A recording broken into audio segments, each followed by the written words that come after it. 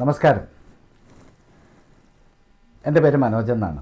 ഞാൻ Keraleeyam taxi drivers ഓർഗനൈസേഷൻ്റെ state പ്രസിഡൻ്റാണ്. ഞാനിങ്ങനെ ഒരു വീഡിയോ ആയിട്ട് വരാനുള്ള കാരണം, കഴിഞ്ഞ ദിവസം ഇങ്ങനെ ഈ ഓൺലൈൻ പ്ലാറ്റ്ഫോമിൽ, അത് യൂബർ പോലുള്ള പ്ലാറ്റ്ഫോമിലെ തൊഴിലാളികളാണോ അത് മുതലാളിമാരാണോ വാഹനങ്ങളുടെ ഉടമകളാണോ ഇതൊന്നും നമുക്കറിയില്ല. എന്തായാലും അവർ മിനിസ്റ്ററെ കണ്ടു. എന്നാൽ മിനിസ്റ്റർ അവരോട് കുറച്ച് കാര്യങ്ങൾ പറഞ്ഞതായിട്ട് അവരുടെ ഗ്രൂപ്പുകളും അല്ലാതെയൊക്കെ പ്രചരിപ്പിക്കുന്നതായിട്ട് ശ്രദ്ധയിൽ വന്നു. നിലവിൽ ഇന്ത്യയിൽ അഗ്രിഗേറ്റർ പോളിസി ഉള്ള ആർക്കും എവിടെയും സർവീസ് എടുക്കാമെന്നുള്ള ഒരു രീതിയിലുള്ള മറുപടിയൊക്കെ മന്ത്രി പറഞ്ഞതായിട്ടാണ് അവർ പറയുന്നത്. അത് മന്ത്രിയുടെ അറിവോടെയാണോ അല്ലോ എന്നൊന്നും നമുക്കറിയില്ല. അങ്ങനെ ഞങ്ങൾ കൊടുത്ത പരാതിയുടെ അടിസ്ഥാനത്തിൽ ബഹുമാനപ്പെട്ട ഗതാഗത വകുപ്പ് മന്ത്രി തന്നെ ഇത് ട്രാൻസ്പോർട്ട് കമ്മീഷണർക്ക് കൈമാറ്റം ചെയ്തിട്ടുണ്ട്. ഈ പരാതി പരിശോധിച്ച് വേണ്ട നടപടികൾ സ്വീകരിക്കുവാൻ പറഞ്ഞ അദ്ദേഹത്തിൻ്റെ ഒരു മറുപടി ഞങ്ങൾക്ക് ലഭ്യമായിട്ടുണ്ട്. അതിൻ്റെ കോപ്പിയും ഞങ്ങളുടെ കൈവശമുണ്ട്. എന്നാൽ അദ്ദേഹം ഇത് പറഞ്ഞു, ട്രാൻസ്പോർട്ട് കമ്മീഷണർ അത് നമ്മുടെ 4 ഡെപ്യൂട്ടി കമ്മീഷണർമാർക്ക്, അതായത് കേരളത്തിലെ 4 ഡെപ്യൂട്ടി കമ്മീഷണർമാർക്ക് ഈ വിഷയവുമായി ബന്ധപ്പെട്ടിട്ട് അന്വേഷണ വിധേയമായി അതിന് വേണ്ട കാര്യങ്ങൾ ചെയ്യാനും നമുക്ക് തന്നിരിക്കുന്ന മറുപടിയിൽ തന്നെ വ്യക്തമായിട്ട് എഴുതിയിട്ടുണ്ട്, അഗ്രിഗേറ്റർ പോളിസി നിലവിൽ ഇവർക്കില്ല. അതോടൊപ്പം തന്നെ ഈ നിയമവിരുദ്ധ സംവിധാനം പരാതി ഉണ്ടെങ്കിൽ നടപടി സ്വീകരിക്കണം എന്ന് അതിൽ മെൻഷൻ ചെയ്തിട്ടുണ്ട്. ഇത്രയും കാര്യങ്ങൾ നമ്മൾക്ക് ഇവിടെ നിൽക്കുമ്പോൾ കഴിഞ്ഞ ദിവസം ബഹുമാനപ്പെട്ട മന്ത്രിയെ കണ്ട ആളുകൾ മന്ത്രിയുടെ അറിവോടെയാണോ മന്ത്രി പറഞ്ഞതാണോ പറയാത്തതാണോ ഒന്നും അറിയാതെ അദ്ദേഹത്തിന് ഈ വിഷയത്തിലേക്ക് വലിച്ചഴിച്ചിട്ടുണ്ട്.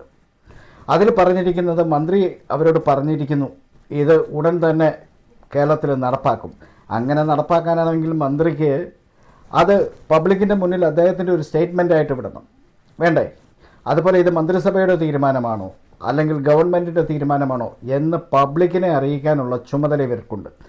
അങ്ങനെയുള്ള സാഹചര്യം നിലനിൽക്കെ ഞങ്ങൾക്ക് ഈ തന്നിരിക്കുന്ന മറുപടിയിൽ നിന്നും ഞങ്ങൾ എന്താണ് മനസ്സിലാക്കേണ്ടത്?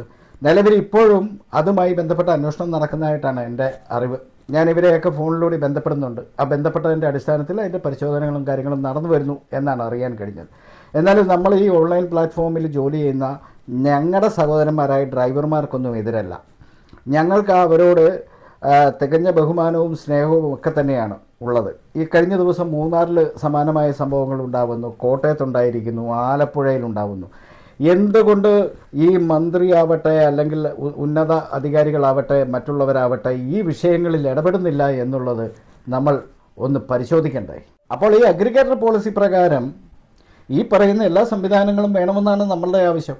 ആ തൊഴിലാളികൾക്ക് കിട്ടേണ്ട ആനുകൂല്യം. അതുപോലെ തന്നെ മറ്റൊരു കാര്യം, കേരളത്തിലെ എല്ലാവർക്കും എല്ലാ സ്ഥലങ്ങളിലേക്കും പോയി ഇതുപോലെ വാഹനത്തിന് ഓട്ടമെടുക്കാനുള്ള ഒരു സാഹചര്യം സർക്കാർ എന്തുകൊണ്ട് ആലോചിക്കുന്നില്ല? അങ്ങനെയാണെങ്കിൽ ഈ പ്രശ്നം വരുമോ? ഈ പ്രശ്നം ഉണ്ടാവില്ല. സർക്കാരിൻ്റെ സംവിധാനമുണ്ടല്ലോ ഇവിടെ. അപ്പോൾ യൂബർ പോലെയുള്ള കുത്തക മുതലാളി സംവിധാനങ്ങളെ പ്രോത്സാഹിപ്പിക്കുന്നതിന് അറിഞ്ഞോ അറിയാതെ മന്ത്രിയുടെ ഒരു ഇടപെടലുകൾ അതിൻ്റെ അകത്ത് നടക്കുന്നില്ലേ? ഇവിടെ പാവപ്പെട്ടവൻ ഈ തൊഴിൽ മേഖലയിലേക്ക് വന്നിരിക്കുന്ന ലക്ഷങ്ങൾ കടവും വിലയും ഒക്കെ എടുത്ത് അല്ലെങ്കിൽ ആധാരമൊക്കെ പണയപ്പെടുത്തി ഈ മേഖലയിലേക്ക് വന്നിരിക്കുന്ന അവൻ്റെ ഒരു ഉപജീവന മാർഗമാണേ. അത് ചുമ്മാതെ കിട്ടിയ വാഹനങ്ങളോ അല്ലെങ്കിൽ സംവിധാനങ്ങളോ അല്ല. അപ്പോൾ അവന് സർക്കാർ അംഗീകൃതമായി ലഭിക്കേണ്ട വാടക അത് കിട്ടണ്ടേ? അതിന് ഒരു വൺ സൈഡ് സംവിധാനത്തിലൂടെ ഇവിടെ യൂബർ പോലുള്ള ഒരു സംവിധാനം വരുമ്പോഴത്തേന് അതിനെ ചോദ്യം ചെയ്യേണ്ട ഉത്തരവാദിത്തം ഇവർക്കില്ലേ? എന്തുകൊണ്ട് അതിനെ പ്രൊമോട്ട് ചെയ്യാൻ ഇവർ തയ്യാറാകുന്നു? കസ്റ്റമേഴ്സിന് എപ്പോഴും 10 രൂപ കുറയുന്ന മാർഗത്തിലേ അവർ എത്തുകയുള്ളൂ. കാരണം എന്താണ്? അവർക്ക് ഈ പറയുന്ന തൊഴിലാളികളുടെ ജീവിതമാർഗമോ മറ്റു കാര്യങ്ങളോ അല്ല, എങ്ങനെയും ഞങ്ങൾക്ക് 10 രൂപ കുറയുക എന്നുള്ളതാണ്. ആ 10 രൂപ കുറയുക എന്നുള്ള ലക്ഷ്യമാണ് ഇവർ യൂബറിലേക്ക് പോകുന്നത്. യൂബറിനും ഡബിൾ സൈഡ് വാടക, സർക്കാർ അംഗീകൃത വാടക വാങ്ങാനായിട്ടുള്ള സംവിധാനം ഇവർക്ക്, അതുപോലെ ഇതുപോലെ ഒരു ഓൺലൈൻ ആപ്ലിക്കേഷൻ സംവിധാനം സർക്കാർ ഉണ്ടാക്കുക. അങ്ങനെയാണെങ്കിൽ ഈ മേഖലയിലെ തൊഴിലാളികളെ സംരക്ഷിക്കാൻ കഴിയും. മുട്ടനാടുകളെ തമ്മിൽ കൂട്ടിയിടിപ്പിക്കുന്ന ഒരു സമ്പ്രദായമാണിത്. ആ സമ്പ്രദായത്തിന് മാറ്റങ്ങൾ ഉണ്ടാവണം. കാരണം തൊഴിലാളികൾ തമ്മിലാണ് തെരുവിൽ ഏറ്റുമുട്ടുന്നത്, അല്ലെങ്കിൽ തൊഴിലാളികൾ തമ്മിലാണ് ഈ വിഷയങ്ങളുമായി ബന്ധപ്പെട്ട് പലയിടത്തും പോയി കേസും ബഹളവും കാര്യങ്ങളും ഒക്കെ ഉണ്ടാകുന്നത്.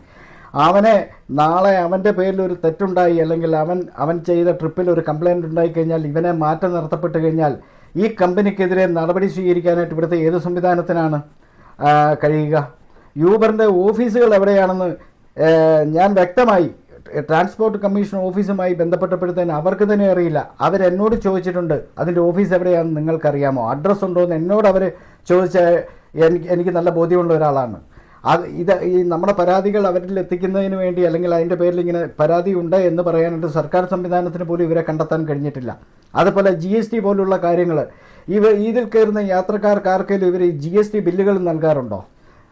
നിങ്ങൾ കൃത്യമായിട്ട് ഈ വിഷയവുമായി ബന്ധപ്പെട്ടിട്ട് ഒരു കോർപ്പറേറ്റ് കമ്പനികളെ സംരക്ഷിക്കുന്നതിനുള്ള നിലപാടുകൾക്കാട്ടിലുപരി ഇതിലൊരു സംവിധാനം ഉണ്ടാക്കണം. എന്താണ്?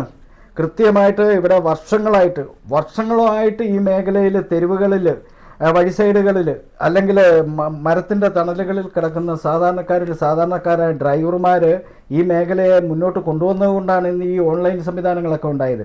അല്ലാതെ കള്ളപ്പണവും കരിഞ്ചന്തയും കൊണ്ട് കാശുണ്ടാക്കിയ തൊഴിലാളികളല്ല ഈ ടൂറിസ്റ്റ് ടാക്സി മേഖലയിൽ നമ്മുടെ പൊതുനിരത്തുകളിൽ ഉള്ളതെന്നുള്ളത് നിങ്ങളൊന്ന് മനസ്സിലാക്കണം.